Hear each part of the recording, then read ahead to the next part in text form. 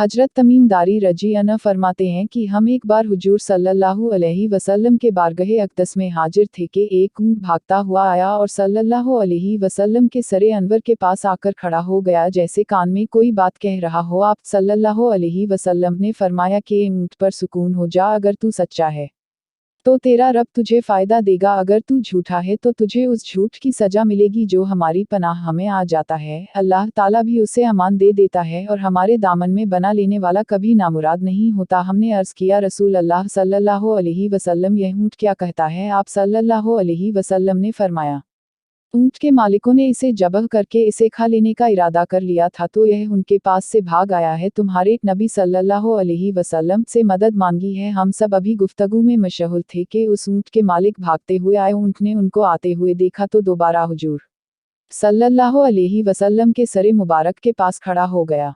अब आप सल्लल्लाहु अलैहि वसल्लम के पीछे छुपने लगा। उनके मालिकों ने अर्ज़ किया, या रसूल अल्लाह सल्लल्लाहु अलैहि वसल्लम, यह हमारा हूँ 3 दिन से हमारे पास से भागा हुआ है और आज यह हमें आपकी खिदमत में मिला है। इस पर आप सल्लल्लाहु अलैहि वसल्लम ने फरमाया, यह मेरे सामने शिकायत कर रहा है कि ये तुम्हारे पास कई साल तक पला बढ़ा।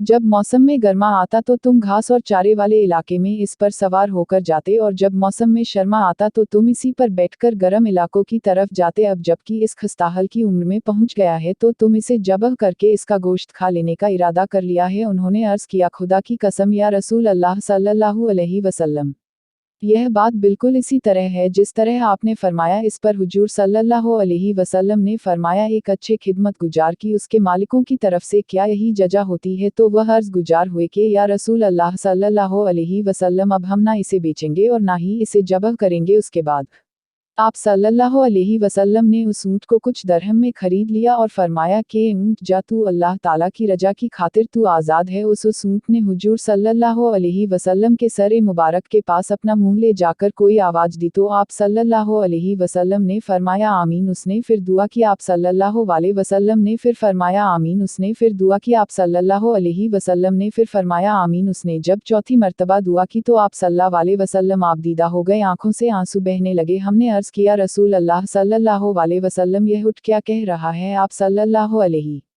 वसल्लम ने फरमाया, इसने पहली दफ़ा कहा, ए नबी ए मुकर्रम, अल्लाह आपको इस्लाम और कुरान की तरफ से बेहतरीन जजा आता फरमाए। मैंने कहा, आमीन। फिर उसने कहा, अल्लाह ताला क़यामत के दिन आपकी उम्मत से इसी तरह खौफ को दूर फरमाए जिस तरह आपने मुझ पर दूर फरमाया है। मैंने कहा, आमीन। फिर उसने दुआ की कि अल्लाह ताला दुश्मनों से आपकी उम्मत के खून को इसी तरह महफूज रखे जिस तरह मेरा खून महफूज फरमाया है। उसने फिर कहा कि अल्लाह ताला आपकी उम्मत के दरमियान जंग जुदा ना होने दे। यह सुनकर रोना आ गया क्योंकि यही दुआएं मैंने भी अल्लाह ताला से मांगी थी। पहली 3 तो कबूल फरमा ली लेकिन आखिरी दुआ से मना फरमा दिया।